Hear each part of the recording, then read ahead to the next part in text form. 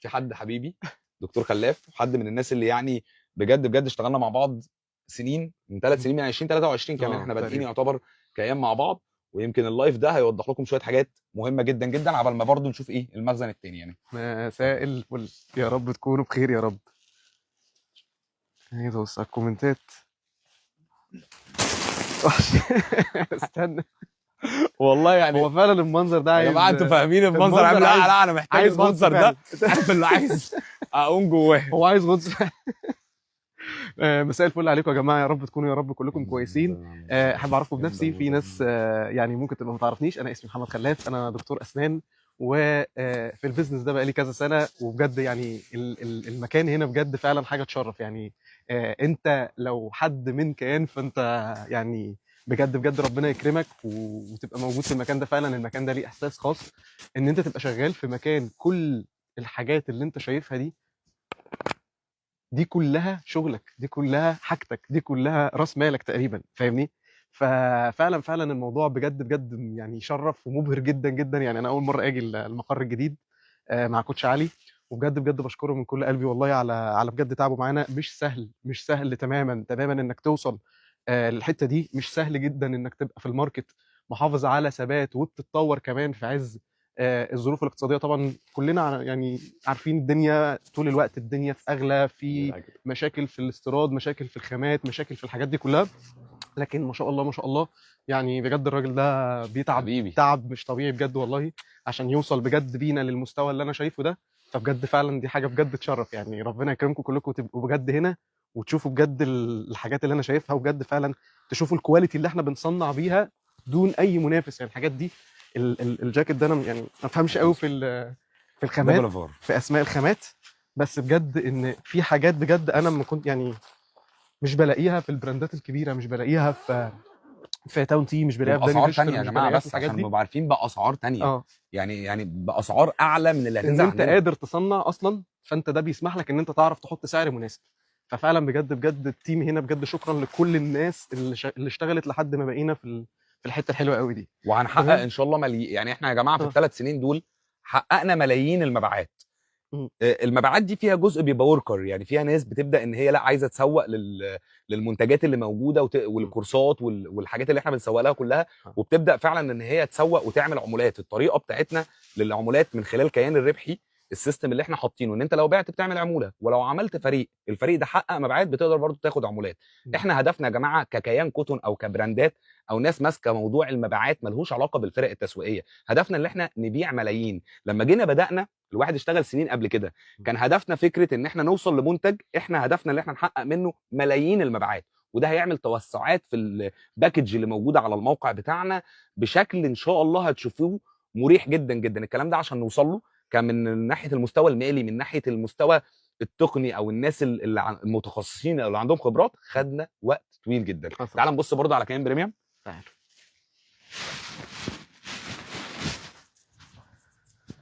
بص، هو كيان بريميوم الشبكه جوه هتقطع شويه، بس هنحاول نبص احنا ايه من ممكن هنا نبقى كده. من بره كده. يعني ممكن نقرب كده. ده يا جماعه جزء خاص بالكلاسيك، عشان نوصل له الموضوع شويه ايه يعني. هحاول بسرعه كده عشان لو وريهم قطع البدله الزرقاء والنبي. انت البدله الزرقاء، بس لو رحنا للزرقاء معلمه بس مش هنرجع بسرعه. تاني. قبل الشبكه. اي ده يا جماعه الموضوع جوه. تعالى نرجع تاني. ايه الصوت تمام؟ نرجع في اتجاه تاني. لسه الشبكه معانا الحمد لله مستمره. سريعا كده المقر بتاعنا 2026 شباب عاملين حاجات حلوه.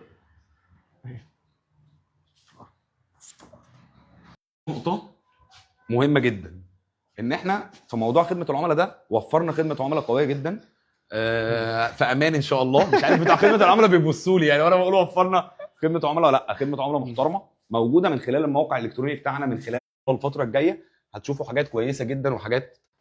لا اشتغل تاني. هنرجع هنا بقى عشان نختم ده. طيب فالمهم ثانيه واحده،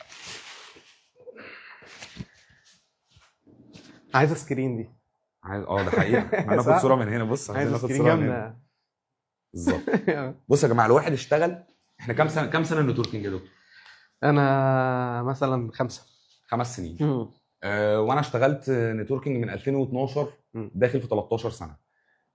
اشتغلنا في شركات كتير، اشتغلنا شفنا برودكت كتير جدا، لكن بجد الموضوع الواحد شاف فعلا ان من اساسيات نجاح شركه النتوركينج حاجتين: منتج قوي وبكميات متعدده، ويبقى عندك هدف تحقيق مبيعات ملهوش علاقه بالفرق التسويقيه. دي نقطه مهمه جدا. تكون بتتطور في كل حاجه ليها علاقه من الويب سايت اولها، وفي تطورات كتيره جدا حصلت على الموقع بتاعنا في اتجاهات. يا جماعه يمكن الناس اللي جوه الشركه عارفين الكلام ده، ولكن حاجات هتعرفها لما وانت بتبدا وتشتغل. هتعرف فكره الويب سايت بتاعنا بقى فيه اوبشنز عامله ازاي بتساعدك على الشغل اكتر. خدمه العملاء تبقى قويه. استمراريتك بتحصل في ده، انك انت بعد 3 سنين تكون بتكمل وانت في تطوير بالشكل ده. دي نقطه مهمه. ده حصل من خلال خبرات كتير جدا موجوده معانا، وحصل من خلال شغل طبعا الفرق التسويقيه والناس اللي موجوده، ولكن احنا بنوفر لهم حاجه ان هم بس دورهم يسوقوا ويعملوا عمولات، يسوقوا ويعملوا نجاح، يسوقوا ويقدروا يوصلوا. هي دي اهم نقطه اللي احنا نوصل لها بالظبط. ففعلا يعني الحمد لله يعني ده بعد فضل ربنا بجد، وبعد يعني الحمد لله يمكن ناس كتير جدا. انا كنت واحد من في يوم من الايام بجد كان حلم عندي ان الكيان يوصل للمرحله اللي احنا وصلنا لها دلوقتي، وبجد مرحله قويه هتشوفوها بنتائج على الارض يمكن واضحه. عندنا ايفنت اللي جاي 30 واحد ان شاء الله، ده هيكون ايفنت كويس جدا. ممكن تتكلم نبذه عن الايفنت؟ انا عايز بس انا عايز بس اتكلم نبذه عن الايفنت. انا عايز اقول بس حاجه كده. احنا دلعناكم النهارده، وريناكم المنتجات، ووريناكم خدمه العملاء، ووريناكم الناس اللي قاعده ورا المؤسسه دي عشان المؤسسه دي تقدم الخدمه اللي انت شفتها وتقدم الجوده اللي انت شفتها.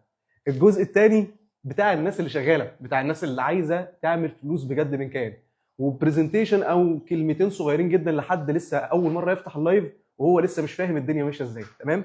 ببساطه كبيره جدا. عايز سعادتك لو عايز تفتح اي مشروع النهارده محتاج كذا حاجه، صح؟ اولهم تقدم منتج او خدمه بيتباع بفلوس، الناس تشتريه منك بفلوس. جميل؟ تمام؟ تاني حاجه تدير الكلام ده، لانك المفروض ان انت كواحد كفرد مش هتعرف تدير الكلام ده لوحدك. تمام؟ ثالثا وخدمه عملاء، محتاج حاجات كتيره جدا تعملها، مش بس هتاخد منك فلوس عشان خاطر تقدر توفرها، هتاخد منك كمان مجهود ووقت. تمام؟ احنا في كيان بنقول لك بمنتهى البساطه فكك يا معلم من كل ده، ركز بس في انك تعرف تسوق فكره المشروع، مش لاي حد، للي بيدور عليه او للي محتاجه. تمام؟ طيب صح. المنتجات بتتصنع وانت نايم في بيتك. طب التطوير بنطور كل يوم وفي كل حاجه، من اول الموقع لحد خدمه العملاء لحد المنتجات، وكل منتج احنا بنقدمه هو عباره عن ليه تصميم معين، خط انتاج معين. يعني كان جواها اصلا كذا براند، في ناس بتشتغل على تطوير البراند ده لوحده. انت فاهمني؟ يعني الموضوع مش ملابس كاجوال بس، انت فاهم؟ لا، موضوع ملابس كاجوال، ملابس فورمال، الحاجات دي كلها تحتاج منك شغل كتير جدا. انا بقول لك اتكلمت على البرفن، انا اسف من اللي مقاطعتك، لو اتكلمت بس عن البرفن ده ليه خط ومجهود الناس مش واخده بالها منه. ده جوه مصنع يا جماعه، احنا مش تركيبه حاجه على يعني ده ليه خط ومجهود وشخص وزيت وقف المصنع فتره بيعمل لنا ده. الزيت بتاعنا ده موجود اللي احنا بنشتغل عليه، وفعلا مميز، ملوش اي حاجه، ملوش اي حاجه فعلا شبه. فبمنتهى البساطه يا باشا، لو سعادتك عايز تعمل فلوس وعايز تفتح مشروع خاص بيك انت، كل حاجه انت بتحتاجها كيان بتوفرها لك. تمام؟ طب ايه المطلوب منك؟ حاجه واحده بس، انك تبدا تتعلم ازاي تعرف تبيع. طيب البيع عندنا مختلف، لان احنا لو احنا بنتكلم في ارقام وارباح اعلى، فاكيد احنا مش بنتكلم عن البيع اللي انت تعرفه، مش انزل يا حبيب قلبي بيع عربيه وخد عموله. لا، ده انت هتبيع لعميل، العميل ده هيتحول عندك لحد يقدر يعمل لك دخل. مين في الدنيا بيبيع مره وبيقبض طول العمر؟ انت فاهمني؟ انا دكتور اسنان مضطر احافظ على العيان بتاعي طول الوقت بمعارفه بناسه عشان خاطر يجي لي ويدفع تاني. مين بيبيع مره في الدنيا بيكسب عليها طول العمر؟ مفيش الكلام ده. تمام؟ فكيان بتسمح لك انك تعرف على البيعه اللي انت بعتها دي انك تقبض على شغلها كذا مره، بس بشرط واحد بس يا باشا، انك تنزل تديله التعليم اللي انت خدته. سهله، ودي كيان بمنتهى البساطه. كل اللي عليك انك بس تعرف تتعلم وتكون انسان ذكي وبتاخد من اخطاء اللي قبلك، وتعرف بجد تشتغل لصالحك ولحسابك. كيان مش هتعلمك تشتغل لحساب حد، احنا بنقبض اكتر من الشركه، صح؟ احنا بنطلع عمولات، احنا بنقبض عمولات. كوتش علي بيطلع لنا عمولات يمكن اكتر من ارباح الشركه، احنا الوكلاء. انت فاهمني؟ وطبعا دي جايه منين؟ لان هو موفر لينا المصاريف، مش بيصرف في حاجه بره، بيصرف في اللي يفيدنا، اللي هو منتج قوي وخدمه قويه وخدمه عملاء قويه، وبيصرف على التعليم بتاع الناس عشان يطلع الناس فعلا بجد تعرف. وبطلع بعد البيع مش قبل البيع. والشركه استمرت 3 سنين. 3 سنين دي يعني معنى كده في ليفلز كتير. والنقطه الثانيه الاهم اللي لازم الناس تبقى فاهماها، حد يجي يقول لي طب انت ليه يا جماعه انا مش بكسب منك لوحدك، ما هو في عدد نتوركات، صح. ما هو مش من مبيعاتك بس، يعني ممكن انت تكسب في مبيعاتك اكتر من الشركه، صح ولا لا؟ صح. بس الشركه مش بتكسب من مبيعاتك انت بس. صح وصلت النقطه دي؟ ايوه النقطه دي مهمه جدا الناس تبقى عارفاها بالظبط. لكن لو يعني انت كواحد بره، انت كده كده بتعرف توصل لحجم عمولات وبحجم ارباح مش هتسمعه في مكان تاني بسبب النقطه دي. تمام. طب لو انت عندك لسه مشاكل في تعلم النقطه دي، هنعلمك يا باشا، ما تقلقش من اي حاجه. فبجد انا مبسوط جدا بجد ان انا كنت معاكم النهارده، مبسوط بجد ان انا كنت مع كوتش علي. هو مبسوطين بوجودك وعايزك تعرفهم احنا يا جماعه في 20 موظف في المقر، دورهم بس ان انت يا باشا يعني بيقدموا الخدمه لينا. أيوة. ان هم يساعدونا ان احنا نعمل فلوس وان احنا نشتغل ونسوق. الجيش اللي ورا الشاشات بتاعنا ده جيش كبير طبعا الحمد لله. وعشان الواحد يوصل له ويوصل للناس دي بالكواليتي دي، الواحد خد وقت طويل جدا. فبجد يعني ان شاء الله باذن الله يا رب تعرفوا تستغلوا الفرصه دي، وتعرف بجد ما تبقاش من الناس اللي بتعدي عليك الفرص كل يوم وانت لسه واقف تتفرج. فاهمني؟ ايا كان الحاجه اللي انت عايز توصل لها، او اي حاجه عندك هدف عايز تسعى له في حياتك، او حاجه عايز تعملها، الحاجه دي مش هتتجاب ببلاش. صح؟ مين فينا النهارده ما عندهوش نيه ان هو بدل ال10 عايز يعمل 20، وبدل ال20 عايز يعمل 30، وبدل ال40 عايز يعمل 100، واللي بيعمل 100 عايز يعمل ربع مليون جنيه؟ كل ده من حقك طالما هو حلال، طالما هو بما يرضي الله. يا باشا زود، بتقبض ربع يا باشا انا عايز اقبض نص مليون، انا حر. ايه مشكلتك؟ فاهمني؟ فكان تقدر تساعدك قوي انك تقدر تعمل الكلام ده. فاتمنى يا رب اشوفكم كلكم ناجحين، واتمنى تبقوا مبسوطين. عندنا ايفنت ان شاء الله باذن الله يوم 30 يناير باذن الله. الحدث ده يعني انا عن نفسي متحمس جدا جدا ان شاء الله باذن الله ان انا اكون من الناس اللي فعلا بجد ليها بصمه في الحدث ده. فارق معايا قوي ان كل حد يجي ان شاء الله باذن الله يرجع مستفيد استفاده كبيره جدا، سواء كمعلومه عارفها او حاجه هتساعده ان شاء الله قدام ان هو يمسك فلوس حلوه ويبني ثروه كويسه جدا ليه. فان شاء الله باذن الله هنستناكم يوم 30 واحد وتدغدغوا الدنيا. لو انت لسه اول مره تشوف اللايف ده، فاولا انا اتشرفت بيك، وبقول لك ان شاء الله باذن الله الموضوع سهل جدا جدا جدا، بس امشي خطوه بخطوه. لو انت، وانا دايما بقولها وبحب دايما اقولها كواحد انا اشتغلت في شغلي كدكتور اسنان، انا فاهم يعني ما انا عياده دي تعتبر مشروع، انت فاهمني؟ فانا لما اقول لك ان انت لو ما قدرتش تنجح في كيان، صدقني مش هتعرف تنجح في حاجه. يعني لو وسط كل التسهيلات اللي احنا بنقدمها او اللي المكان ده بيقدمه ما قدرتش تعمل فلوس بجد في المكان ده، فصدقني هيبقى صعب عليك جدا تعمل فلوس في اي مكان تاني. لان الطبيعي عشان تعمل فلوس من اي مشروع في شويه شروط، فاهمني؟ فكمان بتساعدك قوي انك تبقى فري هاند، او انك ايدك تبقى فاضيه تعرف تشتغل بجد، انك تعرف تمسك فلوس لحسابك. سوق وبيع واشتغل وعلم الناس، وسهله جدا. فيا رب ان شاء الله اشوفكم كلكم يا رب مبسوطين بجد بجد. شويه يعني انا ممكن اتكلم بس يعني في شويه الشروط دي. شكرا بجد تاني كوتش علي، يخليك، وانا فرحان بوجودك يا جماعه. شويه الشروط اللي كان بيتكلم عنها دلوقتي، هو الموضوع بسيط. انك انت حد تبقى عايز تتعلم حاجه جديده، طبيعي لما تفتح مشروع حتى لو انت عندك خبره فيه، طبيعي انك انت تبدا تطور من المشروع بتاعك، فبالتالي محتاج انك انت تتعلم له. دي نقطه مهمه. رقم طبيعي انك انت تعوز حد تدي مجهود، تدفع ضريبه ده، تستحمل فكره السلوك الجديد، العمل الجديد، اللي انت نزلت السوق. نزولك السوق ده في حد ذاته ليه علاقه بان انت هتبدا تدخل في وسط المجتمع وسط الناس. ازاي بقى تعرف انك انت توصل لدماغ كل حد؟ ازاي تعرف توصل للسوق صح؟ ففي شويه شروط، دي بعض الشروط منها بس. ولكن انا بقول لك بجد اتعلم. لازم يبقى فعلا التعليم ضمان كبير جدا جدا انك انت تعرف تستمر وتعرف تعمل نتائج كويسه جدا. لان في بعض الناس اللي ممكن تيجي تبعت لي تقول لي ضمان النجاح ايه؟ طب ضمان ان انا اعمل فلوس ايه؟ يعني مفيش حاجه اسمها كده في الحياه. صح. في حاجه اسمها شويه خطوات همشي عليها في سيستم. السيستم ده ناس غيري مشوا بنفس السيستم ده ووصلوا للنتيجه، يبقى انا محتاج اشوف ايه الطريقه اللي وصلوا للنتيجه. السؤال ده لا السؤال ده بالنسبه لي يعني سؤال مستفز جدا. يعني ايه ضمان نجاح لايه بجد؟ انت ما فيش اسهل من كده. انت ما فيش اسهل من كده في الدنيا بالظبط. انت عشان تمسك فلوس من كيان بجد ما فيش اسهل من كده في الدنيا. فكل اللي عليك انت هتشف من البلد. عارف يعني تشف؟ عارف لما كنت بتجيب رسمه زمان تشف؟ شف يا باشا. انت مش في مجال انت اول واحد تبداه، انت في قبلك في المكان ده قصص نجاح بالالاف يا معلم. شف خد منهم الطريقه. هيقول لك 1 زائد 1 جابت معاك 2 مش هتجيب 0 عمرها. بس اعمل انت بقى 1 زائد 1. لا هو بس خلاص تمام. اهم حاجه ان انت تسعى بس، وكل اللي جاي في المكان ده سهل جدا طالما لان انت حد بيمسكك من ايدك، ما بتمشيش الطريق ده لوحدك. بالظبط. فانا بجد متحمس ان شاء الله باذن الله للسنه الجديده ان شاء الله. وباذن الله اشوفكم كلكم يا رب ناجحين ومكسرين الدنيا.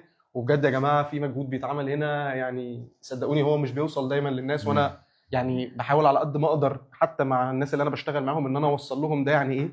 لان الناس اللي بتيجي من بره بتبقى جايه فاهمه ان ده عادي. لا، انت لو اللي بيفهمنا اللي عنده اللي فتح مشروع، اللي بيحاول يعمل حاجه كبيره بره، اللي بيحاول يسعى بره، بيفهمنا قوي في الموضوع ده. تمام. فدي بجد من الحاجات المهمه قوي.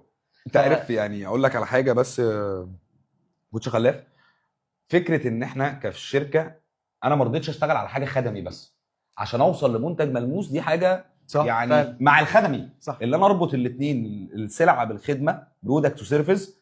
يا جماعه ده موضوع بجد مش سهل، خد وقت كبير جدا لان التركات موجوده واحنا بنعمل واحنا بنبني فرق وبنشتغل. فاللي جاي في كيان ك3 سنين جايين ليهم بلان تانية تماما مختلفه. هتعرفوا الكلام ده يا جماعه. من 3 سنين قلت ده. أيوة. الشركه بعد 3 سنين هتوصل 1 2 3 4. اللي متابعني صح عارف الكلام ده. فانا بقول لكم ال3 سنين اللي جايين دغدغه في الماركت. اشوفكم في ايفنت 30 واحد، موجود معاكم بكره كي ميتنج القاهره، وموجود معاكم بعده في القاهره، وموجود بعد كده في المنوفيه، منصوره، دمياط، طنطا، كفر الشيخ. المحافظات دي خلال 10 ايام هبقى نزلت كل المحافظات دي انا والكوتشز اللي موجودين. ولكن بجد احنا وصلنا للحته الاداريه اللي احنا كنا بنتمناها، اللي هتعرفوا نتيجتها في الفترات اللي جايه اكتر. في حاجات بتتبني دلوقتي تعمل لك حاجه لبعدين، لان في حاجات اتبنت من 3 سنين عملت سماعت دلوقتي. حاجات كانت بتتبنى من 3 سنين حد مش عارف قيمتها ايه، اللي وصلت المنتج للمرحله اللي احنا وصلنا لها دلوقتي. يا جماعه المنتج مش قصدي على الكميات بتاعته عشان الناس ما تفهمش ان احنا عندنا كتير، مش بالكم، بالكيف. الكواليتي بتاعت المنتج هتشوفوها، وبجد حاجه محترمه جدا جدا. فرحان بكل الناس اللي بتشتغل وكل الناس اللي عندها بجد تارجت بتشتغل عليه، والناس اللي بتسعى والناس اللي بتتغير والناس اللي عايزه تعمل حاجه مختلفه. وفعلا يا جماعه موضوع ان انا اكون عايز اتغير مش موضوع سهل، ولكن مش موضوع صعب.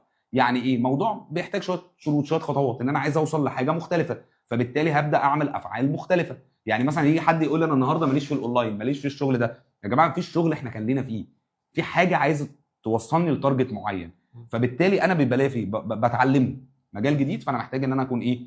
بتعلم واعمل مجهود. اشوفكم يا رب على خير وكلكم غنيين. اي حاجه نورتنا بجد ونورت الدنيا. والله شفت الجيش اللي بره ده والناس دي كلها، والله ما عايز اروح بجد. شكرا ليهم تاني وتالت والله. شكرا لكل الناس بجد اللي شغال عشان بجد نطلع بالشكل الحلو ده ويوصل للناس فعلا المجهود ده. ان شاء الله باذن الله. استنوا كل حاجه حلوه. كل اللي عليك يا باشا اشتغل وسوق وامسك فلوس. بالظبط. سوق واعمل عملات، سوق واعمل عملات، سوق واعمل عملات. السلام عليكم. مع السلامه.